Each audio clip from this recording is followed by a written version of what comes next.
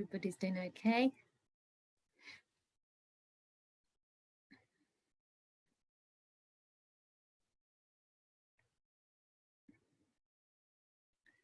So just a couple more minutes before we start, I think. A few more people may appear.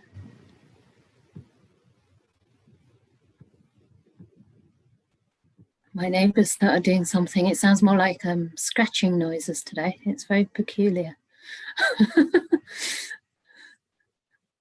And there's also a bit of a strange thing going on in my tummy, so hopefully it'll be okay. But I've been to the loo quite a few times today, so I must have eaten something strange. So I'm drinking this tea with a fair amount of caution, hoping it actually stays inside.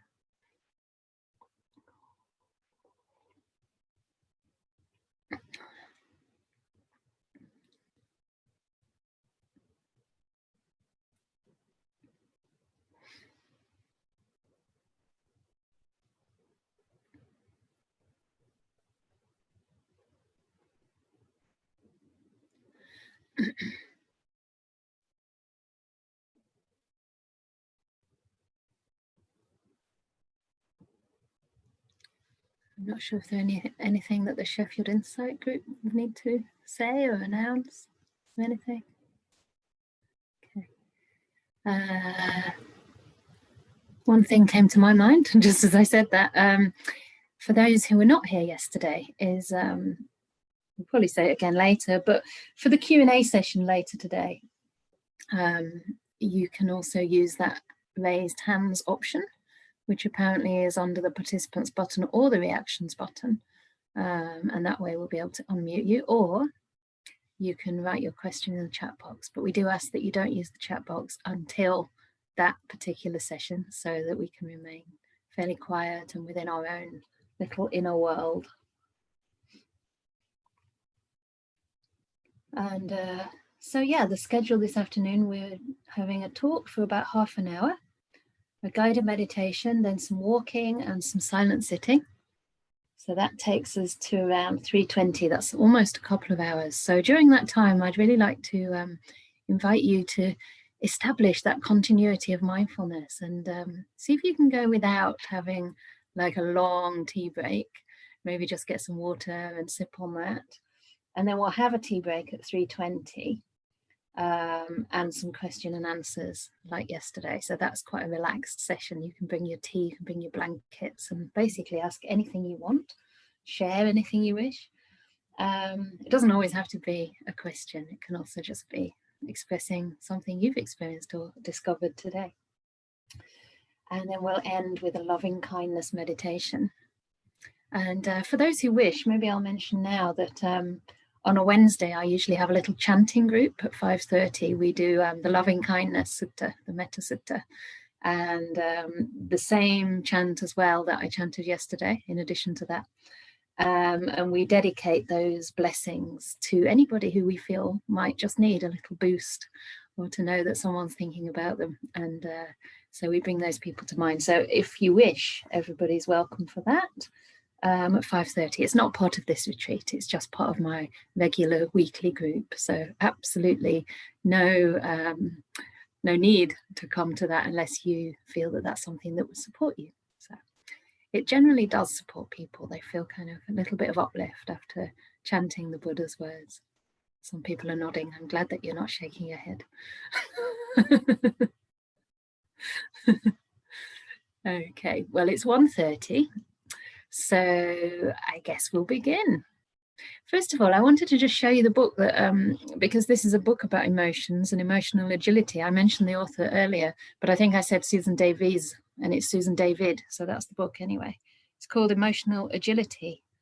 And for anyone who wants to explore more about emotions, it's quite a nice one to read.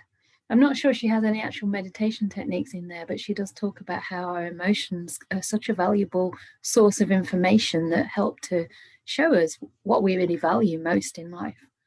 And how, you know, having a full and rich emotional life is actually a great strength.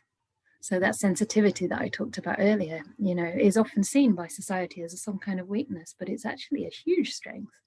And they've changed the name now from highly sensitive person to high sensory intelligence, which I found really interesting, because basically people who are sensitive and feel deeply, they process and take in more. They actually take in more information. So the danger there, of course, is with overwhelm, the possibility of moving into empathetic distress. But if we can learn to manage those emotions, they also have a great strength within them, you know, in terms of maybe having greater intuition, having a natural sense of empathy and compassion. Because as soon as we get more familiar with our own emotional world, we're able to be more present and comfortable and at ease with other people too. You know, hold space for other people's emotions. So yesterday, for those who weren't here, there were 3 questions that we actually raised that can be kind of investigative, ongoing investigative inquiries for you. So I wanted to share those straight away for anyone who hasn't heard that yet. So this was just a general invitation to investigate along these lines. So the 3 questions are, what am I doing? How is it affecting me? And where is it leading me? So this is really nice because we're always doing something which has an effect, obviously, on our mind and body. And we want to be sure that what we're doing is actually leading in the direction of peace, the direction of more kindness, friendliness, empathy, compassion, not towards resentment or stress. But there's another aspect of the path which is even more important, I would say, that we've been talking about so far, which is where am I actually coming from? Where are my thoughts, my actions, my behaviors, my habit patterns coming from? What are they motivated by? And today I wanted to look at 2 suttas from the Majjhima Nikaya, where the Buddha addresses this in relationship to thought. So thoughts are an interesting phenomena. We tend to give them a lot of value.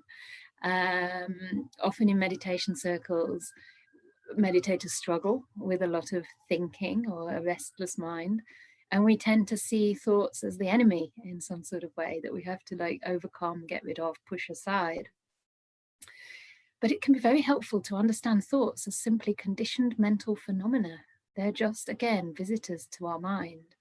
They arise from conditions and they pass away due to conditions when those conditions change or shift or end. So thoughts are not who we are, and yet we can invest so much reality in those thoughts, especially when we're unaware about how much we're identifying with them. And when we do give so much power to our thoughts, then those thoughts have power to create a lot of suffering for us, or to create happiness if we learn to direct our mind and our thinking in wholesome ways. So thoughts themselves aren't the problem, and as usual with meditation, a lot of the so-called fight, let's say, and struggle can be overcome just by learning to relate to them in a friendly way. But in these particular suttas, the Buddha is also talking about using our discernment, using our wise discernment to recognize where these thoughts are coming from and where they're leading to, whether they're leading to our freedom and peace or to further bondage and suffering. So when we're able to distinguish between the thoughts that are for our benefit and the thoughts that are for our harm, then we have a little bit more influence over how we incline our mind. Yeah. And also we start to learn what feeds thinking, what's feeding the negative, difficult, painful thoughts, and what's feeding the more positive, freeing thoughts in our minds. So we can put our energy in the direction that we want to incline. So without talking too much more, maybe one more sip of tea, if you don't mind.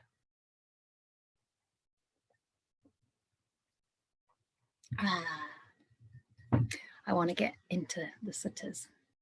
So the 2 suttas that I'm going to talk about today are Majjhima Nikaya 19, it's called the Dvaita Vitakka Sutta, and the next one, Majjhima Nikaya 20, called the Vitakka Santana Sutta. And the Dvaita Vitakka Sutta, the first one, is really interesting because it categorizes thoughts in 2 ways.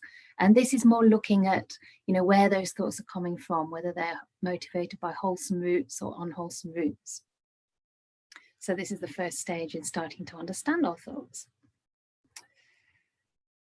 So the Buddha says here, and this is the Buddha, right? The Buddha with the most incredible capacities and qualities and, you know, potential for awakening. Before he was awakened, he already had so many incredible qualities. And yet the Buddha too, before he was the Buddha, so the Bodhisattva, also struggled with thought. So he says here, bhikkhus and bhikkhunis and laymen and laywomen, whoever was listening. Before my enlightenment, while I was still only an unenlightened bodhisattva, it occurred to me, suppose that I divide my thoughts into two classes. Then I set on one side thoughts of sensual desire, thoughts of ill will, and thoughts of cruelty. And I set on the other side thoughts of renunciation, thoughts of non-ill will, and thoughts of non-cruelty. So that sounds simple enough, but actually this is huge. Because we're already recognizing that there's a very big difference between those types of thoughts depending on where they're coming from. And for those who know the suttas fairly well, you might recognize also that the second type, the ones based on renunciation, non-ill will, and non-cruelty, exactly correlate to the three right intentions, the second factor of the Eightfold Path. Yeah. So that second factor of the Eightfold Path is nekama, non-ill will, and non-cruelty. In other words, letting go, making peace, yeah, loving kindness, and compassion.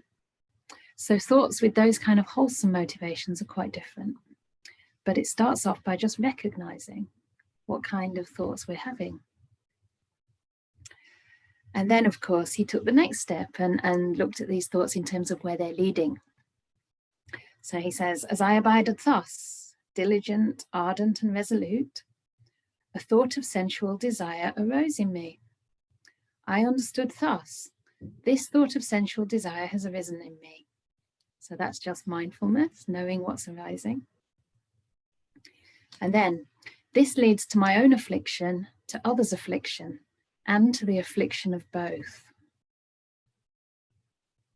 So you see, the Buddha's always concerned not with whether it's bad or he should or shouldn't have that thought, but it's causing suffering. You know, it's causing suffering for himself, for others, and for both. So that stimulates the motive of compassion. Yeah. And then further he says, it obstructs wisdom, causes difficulties, and leads away from nibbana. Mm-hmm. So here we're starting to understand where we want to go and whether or not the way we're thinking is actually taking us in that direction. So it obstructs wisdom, causes difficulties, and leads away from nibbana. That's also very similar to the description of the 5 hindrances. They also obstruct wisdom. So thoughts are often fueled by the hindrances, in fact. Then he says, when I considered that this leads to my own affliction, it subsided in me. When I considered this leads to others' affliction, it subsided in me.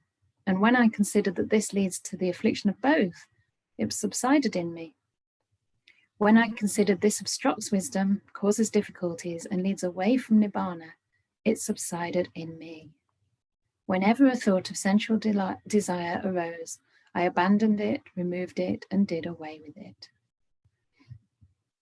So this is quite interesting because he's saying that he abandoned, removed, and did away with it. But actually what happened was he just recognized its nature, realized it was leading to harm.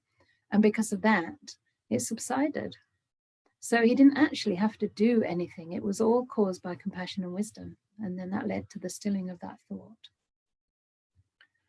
Of course, there can be a time span involved, so we can't expect always to see that thought, relate to it kindly, and then it just vanishes, you know, especially if it's a habitual pattern that we've been sort of following for a long, long time. But I think, you know, once we do start to see what's for our benefit and what's for our harm, it can take away a lot of the investment in that thought. Sometimes we're thinking these thoughts without really realizing what we're doing to ourselves and how we're building suffering. And of course, our thoughts also reinforce our emotions, right? For example, you might have a feeling of anxiety arising.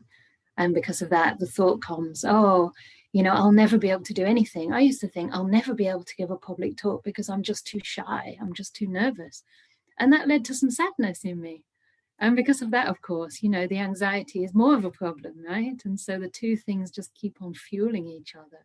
When actually, when you can just step back and say, oh, look, it's anxiety. It feels like this. It's like this sensation in my tummy.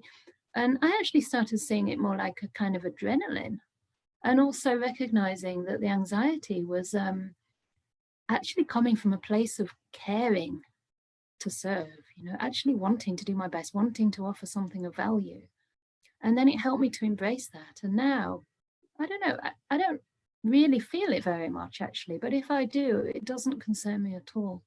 In fact, sometimes if I come in without any of that sort of anxiety or slight adrenaline, sometimes things seem a bit more flat. So I've learned to embrace it, and that really helps.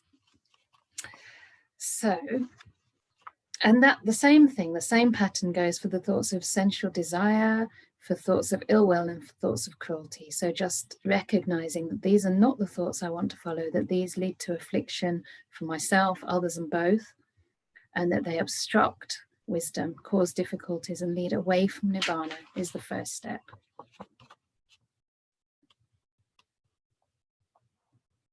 And then, of course, he goes into the opposite. So now he's talking about the three types of thinking with the right intentions, or the wholesome, let's say, wholesome and ennobling motivations of mind. So he says, as I abided diligent, ardent, and resolute, a thought of non-ill will arose in me, a thought of non-cruelty arose, and a thought of renunciation. Then he realized, this thought of non-cruelty has arisen in me. This does not lead to my own affliction or to others' affliction, or to the affliction of both. It aids wisdom. It does not cause difficulties, and it leads to nibbana. If I think and ponder upon this thought for even a night, even for a whole day, even for a day and a night, I see nothing to fear from it. Yeah? So this is when we're in a really wholesome feedback loop. For example, thoughts of gratitude, or thoughts of kindness, or, you know, maybe thoughts of the Dhamma that uplift the heart. Thoughts about perhaps, you know, taking more steps on the path, thinking about ways that we can prioritize what matters to us in life. Those kind of thoughts can be really uplifting. So he says that he doesn't see anything to fear from that. But then there's a caveat, because there is one little thing to fear. He says, but with excessive thinking and pondering, I might tire my body. And when the body is tired, the mind becomes strained. And when the mind is strained, it is far from stillness. So basically, he's saying here that these thoughts are wholesome. These thoughts are part of the path. You know, there's nothing, it's not going to actually create difficulties for us, but the only danger is that we might get tired if we think obsessively about anything, right? And I've noticed for myself, I was on retreat in Perth a couple of years ago, and actually through following my teacher's instructions properly for once, I actually stopped messing about in my meditation. I stopped trying to fix anything, and I just did nothing, actually nothing, and went into quite a lot of sleepiness for a few days, as he told me to expect. And then when I came through that sleepiness, my mind was still in a very, very passive mode. And the breath just appeared and quickly became full of bliss, actually, because my mind was really poised. It wasn't too agitated, nor was it dull any longer. It had literally sort of come through the clouds and just woken up of its own accord and found some kind of balanced energy and effort there, without much of a sense of self involved, without much of this thing that Ajahn Brahm calls the doer, the sticky fingers that want to manipulate and control our experience. And my mind just went into this state, which was very quiet for many days, you know, hardly a single thought. And it seemed so effortless. I sort of thought to myself, how come, well, afterwards, I guess I must have thought this, how come this hasn't happened before? Or how come usually, you know, thoughts are there, even if there's long periods of silence, thoughts are always there somewhere, not too far away. And it was interesting because when the conditions for that naturally passed away after some time, and when the thinking started to come back again, I noticed that even a little bit of thinking actually tired my mind, and I needed slightly more sleep. It was really interesting, and not thinking in any sort of negative way, just a normal sort of light amount of clouds wafting in and out of the mind that don't really distract. But still, I noticed it tired my mind. It tired even my body. So I needed like an extra half hour or so of sleep. So I can understand here what he's talking about. And remember with these suttas that we're starting from kind of the very beginning of the path, but also leaning towards deep states of samadhi and liberation from basically all thought eventually. And so the Buddha here is concerned with taking that further into the deep states of stillness. So he said that when he realized that even that much thinking caused tiredness in the body, he steadied the mind internally, quieted it, brought it to singleness, and stilled it. And then this is the sentence I really love in this sutta. He says, monastics and lay people, whatever one frequently thinks and ponders upon, that will become the inclination of their mind. And this is just so wonderful, isn't it? Because we realize that we're creating our mind, we're creating our world through our thought processes. And in a way that can be quite scary, but in another way that gives us enormous sense of relief that the mind is malleable, that the mind can be directed in wholesome ways, and that we're not just a victim of our thinking mind.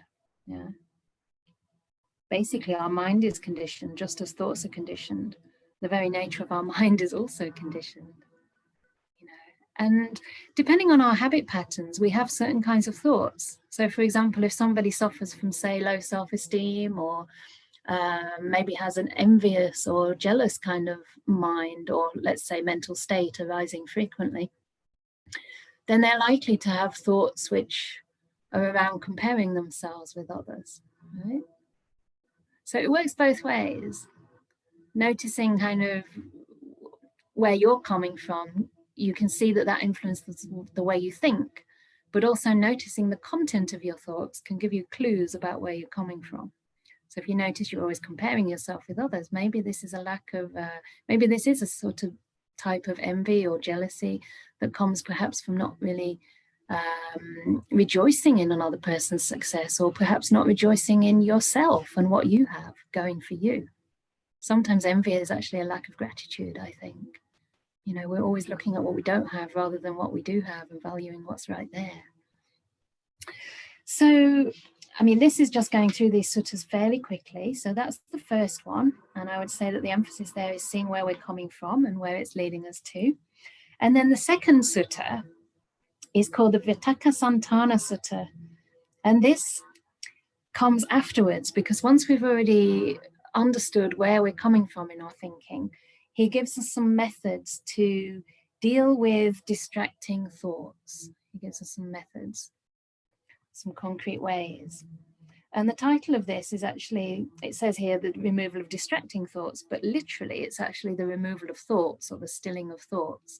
Because, and I think in the Chinese, this is called the Adhicitta Sutta, which means the sutta on the higher mind.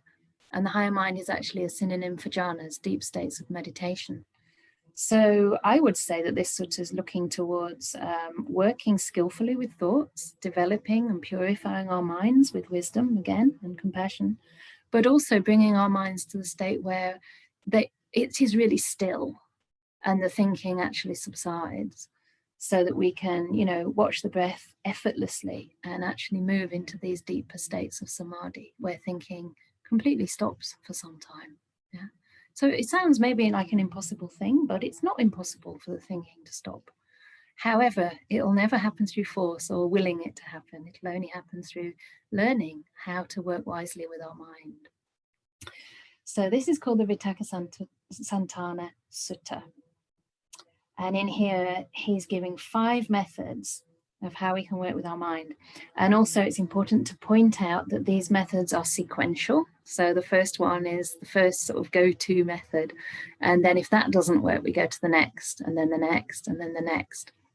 But just by presenting this to you, I hope that you can find something that maybe you already do, or that speaks to you, or maybe even offers a different perspective on how you can work with your mind. And again, don't feel you have to remember anything, or certainly not everything. You can always go back to the texts. So the first method here, when one is giving attention to some sign, it really means some thought, okay, in this case. Oh, no, sorry, it doesn't. It means object. It means object of meditation, okay, because it's a bit of a strange language sign. It just means whatever you're aware of, okay, owing to giving that object attention, there arise unwholesome thoughts connected with desire, with hate and delusion. Then one should give attention to some other object connected to what is wholesome. Then when you give attention to another object connected with what is wholesome, any unwholesome thoughts connected with desire, hate and delusion are abandoned and subside. And then he gives a lovely simile. He said, it's just like a skilled carpenter or their apprentice might knock out, remove and extract a coarse peg by means of a fine one. So too, when we give attention to some other object connected with what is wholesome, the mind becomes steadied internally, quieted, brought to singleness and stilled. And in here it says concentrated, but it's just the wrong translation for the word samadhi, which is stuck, unfortunately. But, you know, if we're quietening our mind, bringing it to stillness, bringing it to singleness, we're not concentrating it, we're actually settling it, right? We're actually letting things all settle down. So stilling it is a much better translation, which feels also more expansive to me and much less contrived. So that's the method of substitution, for short. And some examples are, you know, say ill will arises in the mind, like you're thinking about a person in a negative way, or maybe the inner tyrant has got hold of you. Have you heard of the inner tyrant? I bet you know what it is, even if you've not heard of it, because it's just this negative, dysfunctional pattern of thoughts which really undermines ourselves and any positive attributes that we have. You know, it's that kind of voice that just says, oh, you're never going to get it right, you know, you'll never be good enough, you'll never be loved. You know, really painful patterns of thinking that actually don't serve us in any way at all. So sometimes the thoughts that we have towards ourselves are full of cruelty and ill will. And then this first method would recommend that we substitute those thoughts actively. So of course, again, first we have to catch it, see that it's coming from ill will, it's coming from cruelty, and then say, okay, how can I talk to myself in a friendlier way?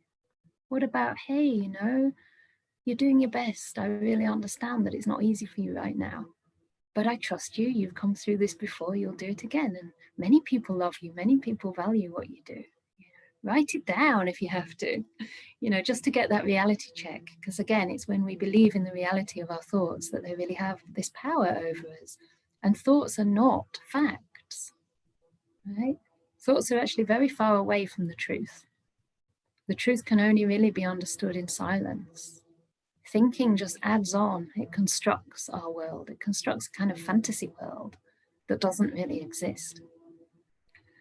So that's one example of overcoming that ill will with, you know, speaking to ourselves kindly with compassion.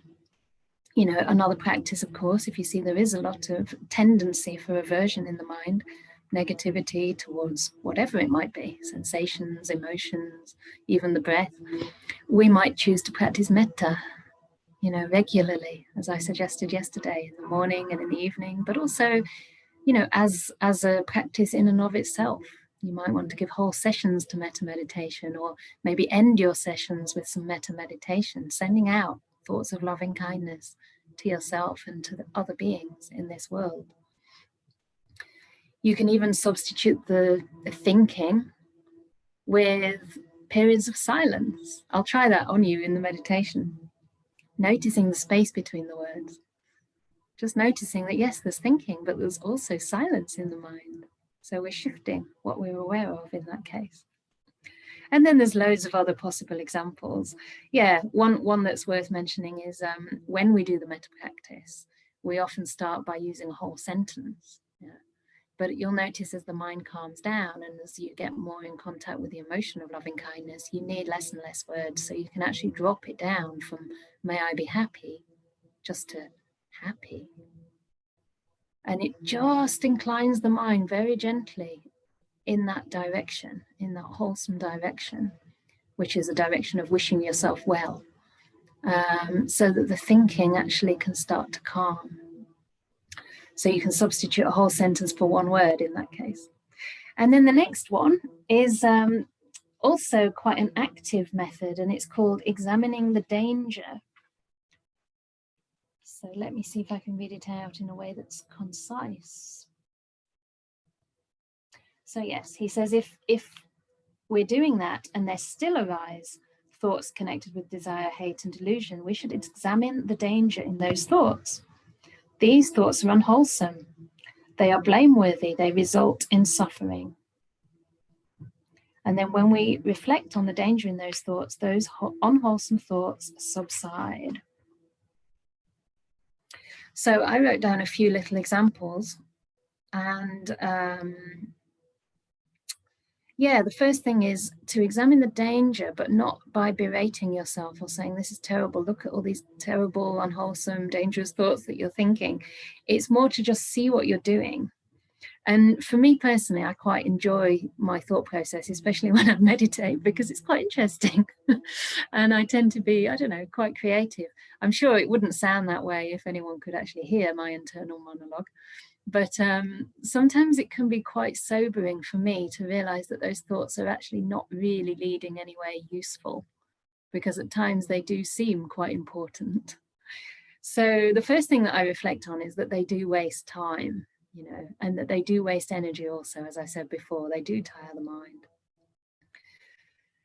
They're usually not that clear, because most of the time when we're thinking, we have the hindrance of restlessness going on, right? That's why we're thinking. So even if it's subtle, and even if those thoughts are about the Dhamma, there's still a bit of restlessness there that won't let the mind completely still. And as long as there's restlessness, we're not going to be able to enter the states of the jhanas. And it's not that you just enter them for the sake of saying, hey, you know, I can get into deep meditation. The whole purpose is to overcome the hindrances for long enough to see things as they are, to see things clearly, so that really deep wisdom can arise. So we're basically blocking off that wisdom. If we're always involved in the contents of our mind, we're actually one step away from the experience that's happening right now.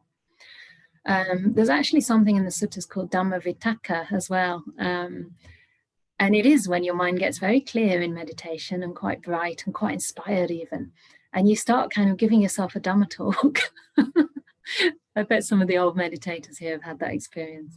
It starts to become so clear, and you make all these connections between this sutta and that sutta, and what it means to your life and how you can see it manifesting in the world. And, and you have all these like really nice phrases coming up, and you think, well, this must be good. But again, it's actually considered by the Buddha as the lasting obstacle before getting into deep meditation.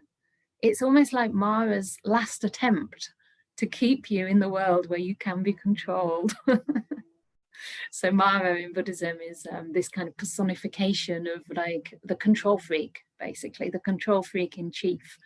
And Mara actually is a deity, is a deva that comes from a different realm, quite a high realm, but it's the realm that wields control over others' formations. Sounds a bit archaic, but basically it's that aspect of the mind, if you want, that wants to be in control, that wants to know what's going on, and that doesn't want to completely let go. Because if you do enter into the deep samadhi states, they say that that's where Mara cannot find you, because this doer, this controller within ourselves has been almost like knocked out for a while. And you're just basically very, very still. It's almost like you're hiding from Mara. So the defilements can't come in either, right? You're completely protected from any kind of ill will or unwholesome qualities, and certainly no thinking can come in there. So you're outside of Mara's control. So, and then just something that Ajahn Brahm says, you know, he always says silence is so much more productive of truth than thinking. And again, you know, thoughts can only be very poor approximations of reality at best, right? And we have so many different thoughts about the world, depending on our mood. We can see how constructed, how unreliable they really are. And yet sometimes if we're in a pattern, especially if it's a pattern that we're used to having and that we've been brought up with perhaps, it just seems so real. So it's really helpful to realize that thoughts are not reality. Thoughts are actually keeping us one step away from experiencing the truth, which is of course why we have so much emphasis in the practice on experiencing the body first of all, then experiencing the breath, because these are very tangible things that are almost beyond the world of language. And then the next two, which I'll try and quickly cover because we're going over as usual, are slightly more passive. I would say the substitution and examining the danger involve a little bit of, active discernment, but the next two are a little bit more subtle. And that's why they come next, of course, because our mindfulness hopefully is growing by then and we have some understanding of how to work with our thoughts. So the next one is to forget or ignore or not give undue attention to that thought. So yeah, forget those thoughts, not giving attention to those thoughts. So this is like allowing the thoughts just to be there and just not make any problem out of it, maybe perceiving them like clouds that are just passing through the sky, or even winds that pass through the sky. You don't know where they come from. You don't need to know. You don't need to know how long they're going to stay or when they're going to pass. They're there, but your mind is somewhere else. It's almost like they're at the edge of your screen of awareness, but they're not slap bang in the center. And again, this works with silence as well. If you actually give value to the quiet moments, give value to the stillness, the silence, the space, then those thoughts just don't have as much energy to them. You're not investing them, you're not feeding them with fuel. Yeah. So we can just let those thoughts kind of fall off in a way, fall off the screen, and guide our mind to where its benefit really lies. So guiding our mind towards the peace that we might experience. That peace can be experienced even among the storm, even within a storm. Yeah. You might be having all kinds of emotions going on, but as long as you've tried to relate to them with kindness, there may come a point where you feel, yeah, they don't really need my attention anymore. Now I'm going to just gently incline my mind somewhere else and get a more panoramic view. So we can actively give attention, nourish the silent spaces in our minds.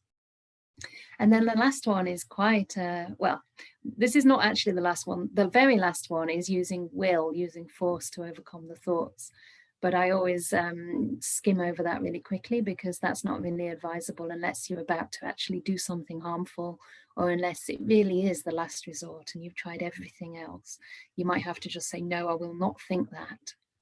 For example, if you have thoughts of harming a person or harming yourself, you just want to say, no, I must not follow this thought, and say that with firmness, not with negativity, but understanding where your benefit lies. So the other one I want to give more attention to is the fourth, and this is called stilling the thought formation, which is very interesting because it's not actually dealing with the thought itself, but looking at where that thought's coming from and stilling that place. So Bhikkhu Bodhi calls that place the cause of thinking, stilling the cause of thinking. But Ajahn Brahmali, one of my other teachers in Perth, Ajahn Brahm's second monk really, he calls it the will to think, stilling the will to think. And that's interesting too, because it's actually called Vitakka Sankhara Samatha. So Sankhara does mean kind of the will, volition. Yeah? That thing which wants to think in the first place. As I said, Ajahn Brahm often refers to that as the doer. Not that there's a being there that's called a doer, but the doing part of the mind that just wants to be involved. Yeah. And you will see if your mind does get into some stillness, when the thoughts come back again, it's a kind of stirring of that sense of self that does and that controls. Yeah, and then the Buddha gives a nice analogy for this, which might help, because this is a method that nobody's altogether clear about. There's some discussion about. Let me have a look. So he said, so he gives an analogy. He said, just as a person walking fast might consider, why am I walking fast? What if I walk slowly? And then they would walk slowly. Then they might consider, why am I walking slowly? What if I stand? And so they would stand, and then they'd consider, why am I standing? What if I sit? And then they would sit. Then they'd think, why am I sitting? What if I lie down? And then they'd lie down. By doing so, they would substitute each grosser posture for one that was subtler. So too, one gives attention to stilling the thought formation, or if you like, stilling the cause of thinking, or stilling the will to think. And then the mind becomes steadied internally, quieted, brought to singleness, and stilled. So that's interesting. We go by degrees. We slow things down gradually. So at first you might be just contacting the thought, understanding where it's coming from. Is it for your benefit or not? Perhaps working with it and trying to substitute one with another. But after a while, you just notice the thoughts arising and you start to catch it earlier on. Yeah. Sometimes, I'm sure you've probably noticed this, sometimes you can feel it stirring almost before it actually manifests into words. And I think they're talking about that place, that sort of bubbling up and stilling that, seeing that it's coming and just not following it.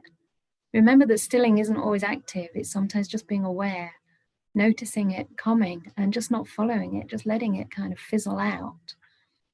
And so this is really, really helpful in the path towards samadhi, because as we practice more and more by just being with the breath, everything starts to calm, the breath starts to calm, the thoughts start to calm.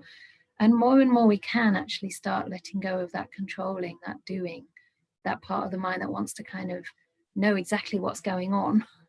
And we can just really allow this process of stilling the mind to unfold. Yeah.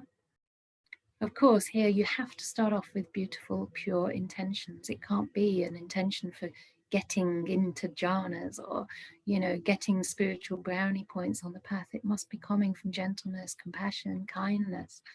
And then we can really trust that we're in the right direction. And I just want to end by quoting something that is very beautiful that Ajahn Brahm often quotes as well. And this is about the path in general.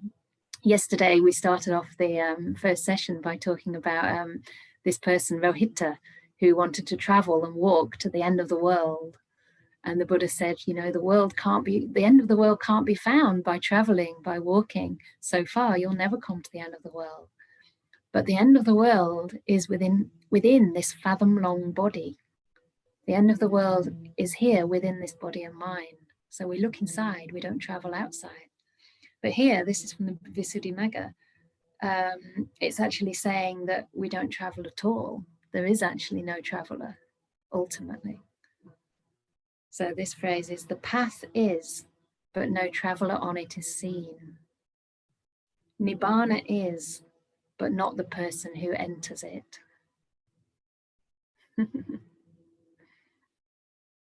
So little by little, we give up this sense of identifying with a permanent self, and we learn to just allow the Dhamma to unfold within us. Yeah, confident that if we're pointing our mind towards wholesome states, if we're coming from these beautiful right intentions, then we are on the path. And it's just a matter of having patience and trusting that the path leads to beautiful, peaceful states of mind. So that's enough on that. It's really unfair, isn't it? I feed you with all this stuff to think about, and then now you have to meditate and still the thoughts. Yeah, but no, there's no particular outcome we're looking for in this practice. So just settle into your body, into your place. And ask your body as usual where and how it wants to sit. And can I check before we start whether the noise in the background is loud? Is it obscuring my words? No. All right, that's great. Thanks for the positive feedback. My voice does tend to drop a bit when we do the guided med. So far, has it been okay? Yeah, that's awesome. Thank you. You're very responsive. That's so lovely.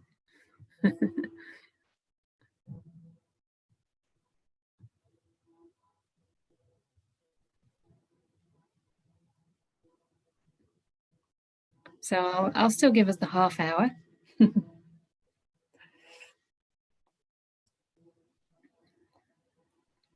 And as usual, anything that I suggest is just a suggestion, because I have no idea, no psychic powers about what's going on in your mind.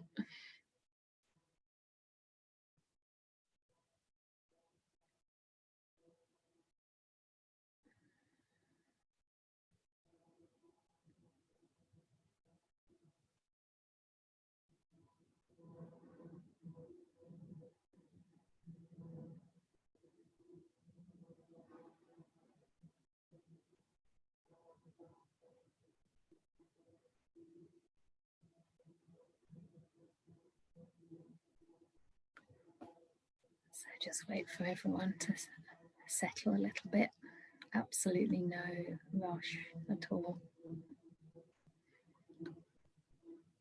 One of my teachers, Ajahn Brahmali, he always says that, I don't know if he's ever put a percentage to it, but from his teachings, I'd say it looks like he considers 80% of the path, the foundation, the virtue.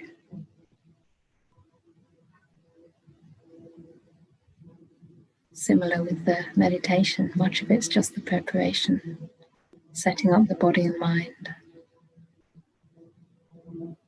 So meeting your inner world again, just see if you can greet it as a friend, someone you've perhaps not been acquainted with for the last while.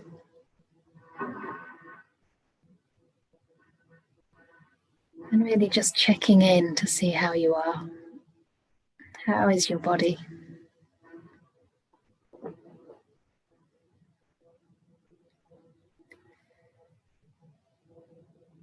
Is there any information that your body's giving you as to how it wants to sit?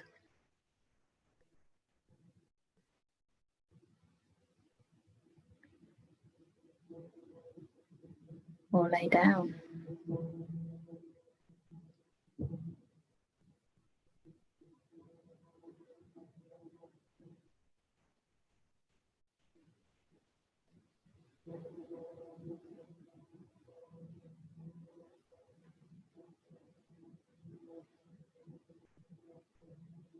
You might imagine your body like a vessel of water.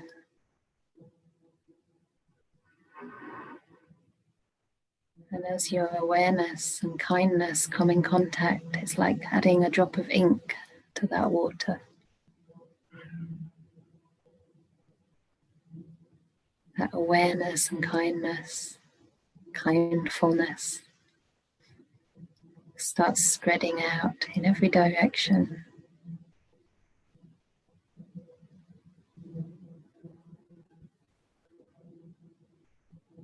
Slowly colouring all the water in the same hue.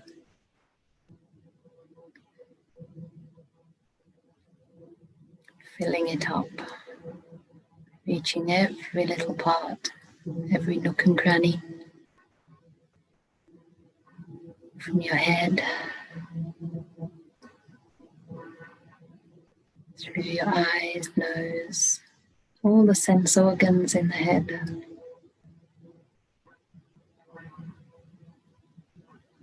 All the way through your torso, shoulders, arms.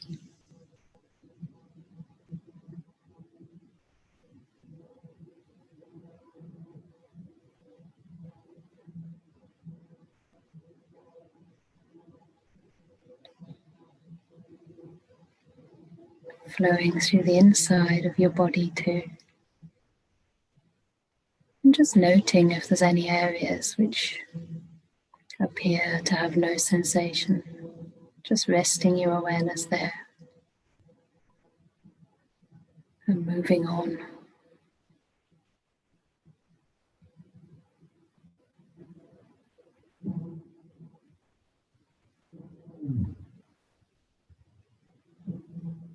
Through the legs, hips, buttocks, down to the knees, ankles, heels, soles and toes.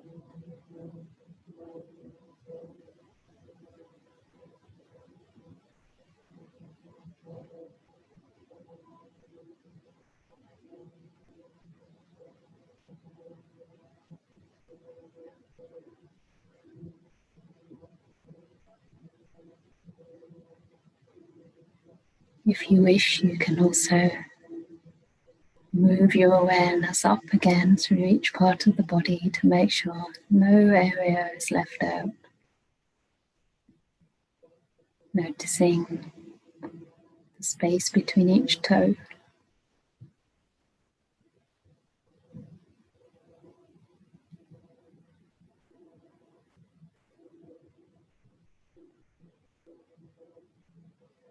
The fold behind your knee.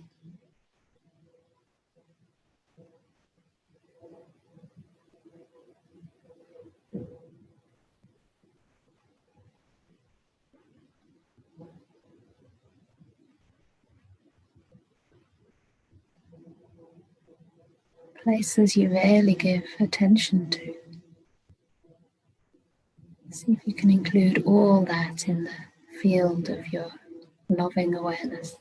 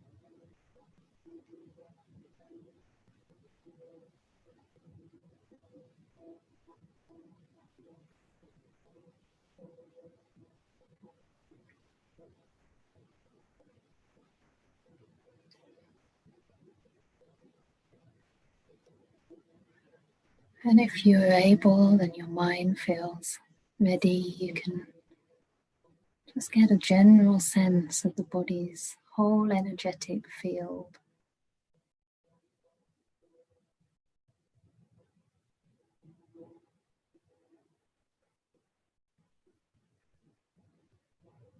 Noticing the skin, the area that circumscribes the body.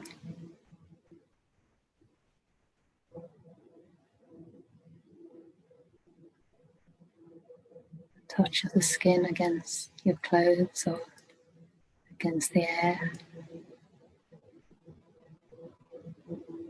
Just body sitting.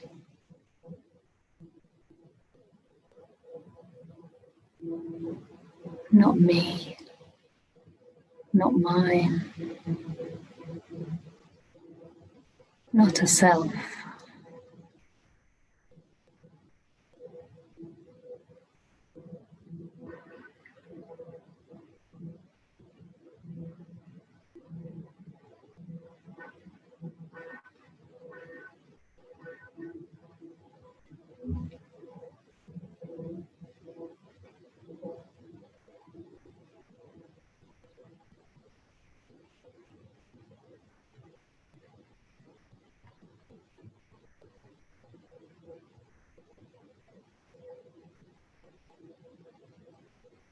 And within this field of awareness, you may notice emotions passing through.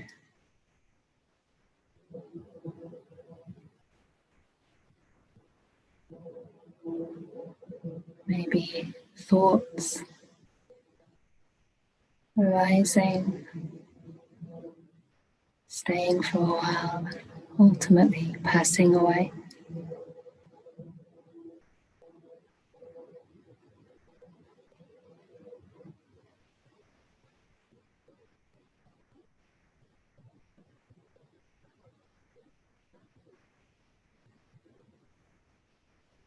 See if you can maintain this unconditional awareness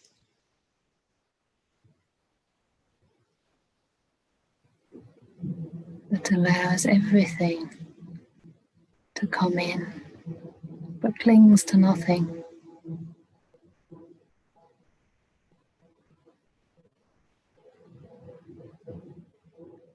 Recognizing all phenomena arise due to causes and pass away when the causes cease.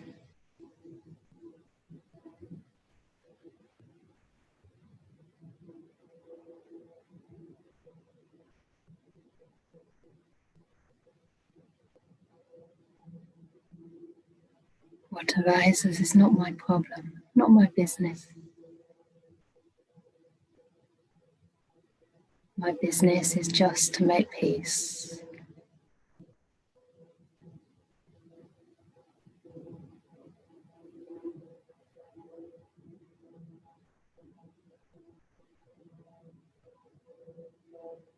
To stop the struggle, stop the fighting.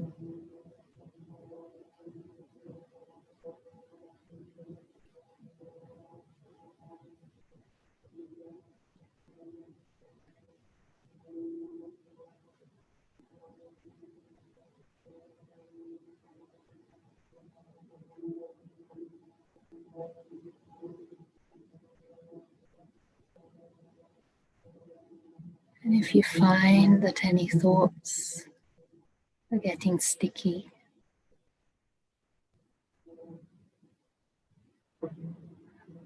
or feel very solid, disturbing, just check whether that thought is motivated by desire, ill will, or cruelty.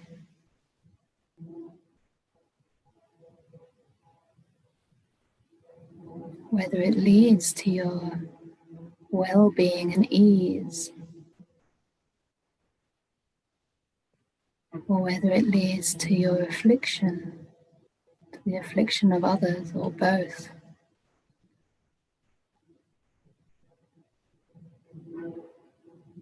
Without judging yourself for thinking that thought. Just noticing the habit pattern of the mind at this moment.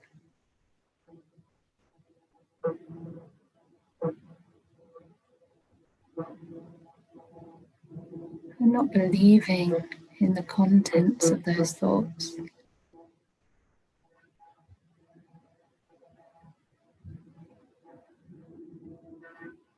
Trusting your mind to abandon whatever it doesn't need.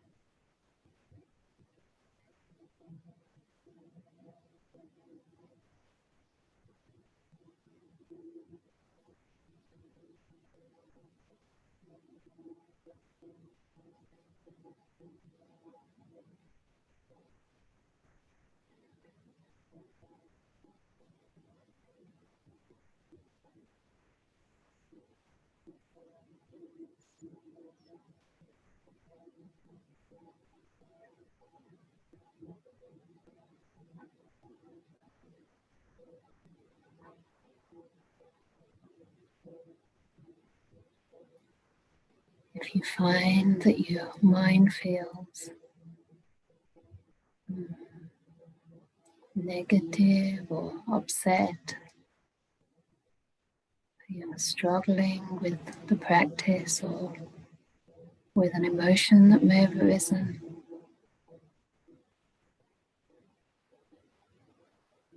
maybe try sending yourself some loving kindness, some thoughts of well-wishing.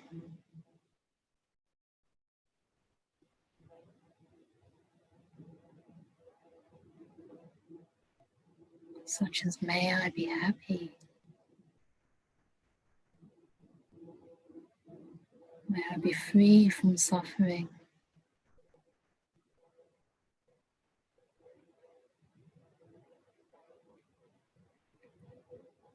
may I be at peace. Speaking to yourself kindly, offering assurance and encouragement to your mind.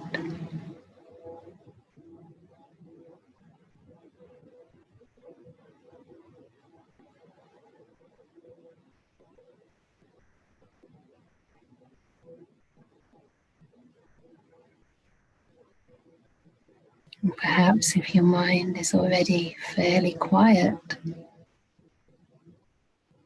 you can simply incline towards that silence, that peace.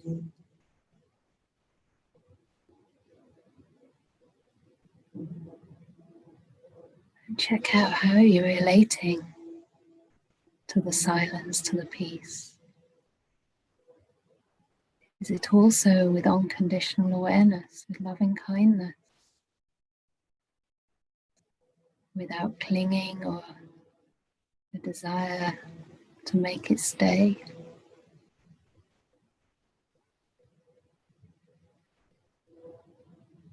What happens if you just gently allow yourself to sink in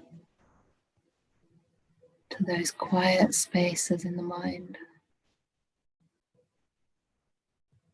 To trust in this inner peace, however subtle it may be.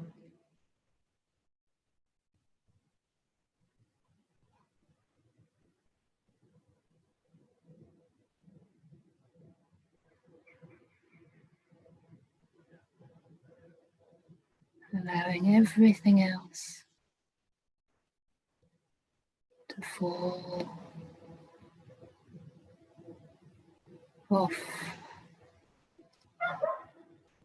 your mental screen.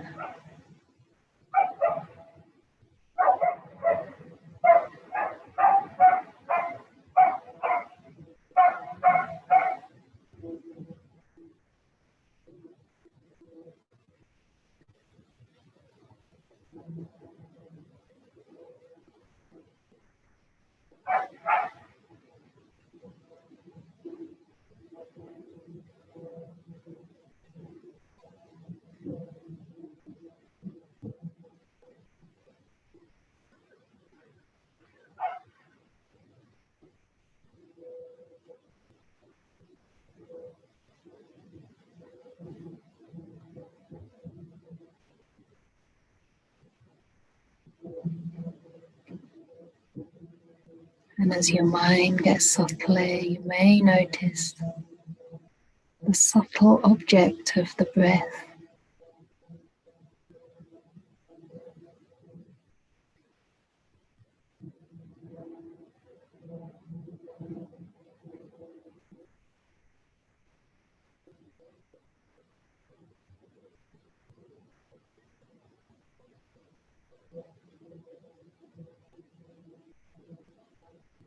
See if you can greet that breath as another very precious friend.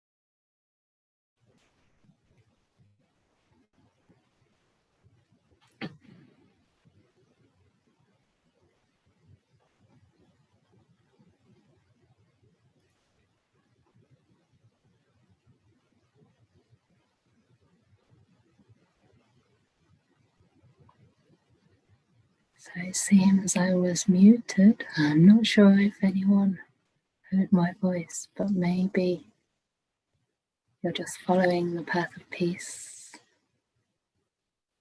making peace with whatever arises in your mind.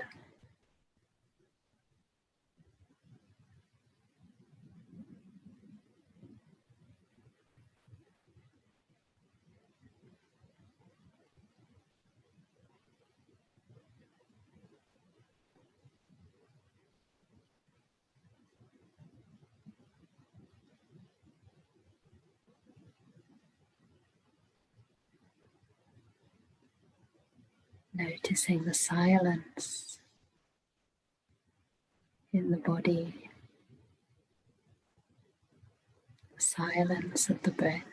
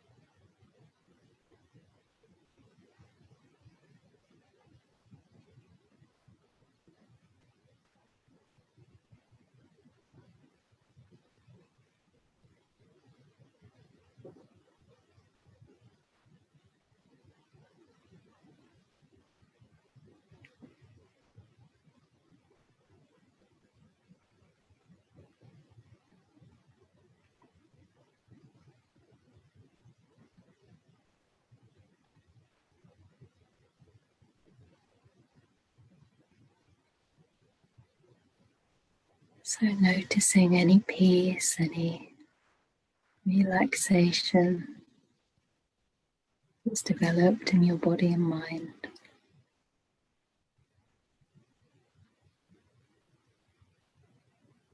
Understanding how that came about. What did you do that softened the craving, or any aversion or roughness in the mind?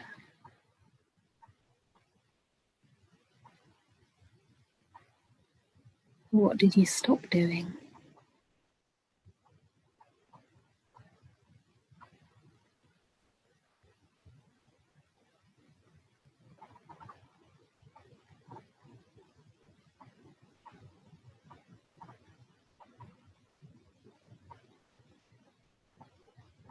How do you feel now?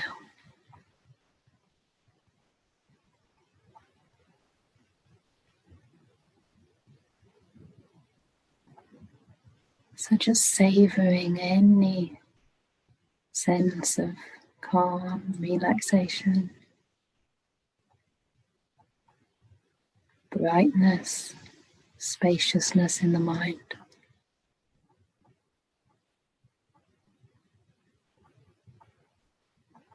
Staying connected to that experience within as you gently open your eyes.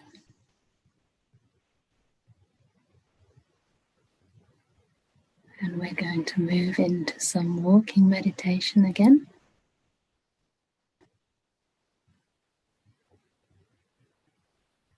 If you wish, if you're really enjoying the sitting and you feel you can carry on, please do. Otherwise, we'll have about 20 minutes of walking and meet back here at 3 o'clock to sit together in silence for 20 minutes. So 20 minutes for walking and then a silent sitting together. And it's quite nice to sit together in silence. I feel that there is a different quality than sitting alone. So see if you can use this opportunity to just build up that beautiful, kind awareness as you move into various postures.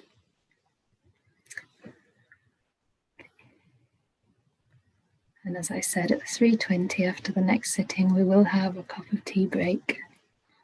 Okay. I think we're keeping the videos on, so if you stay in the meeting, that is helpful for the hosts. So you can turn your video off if you wish, you don't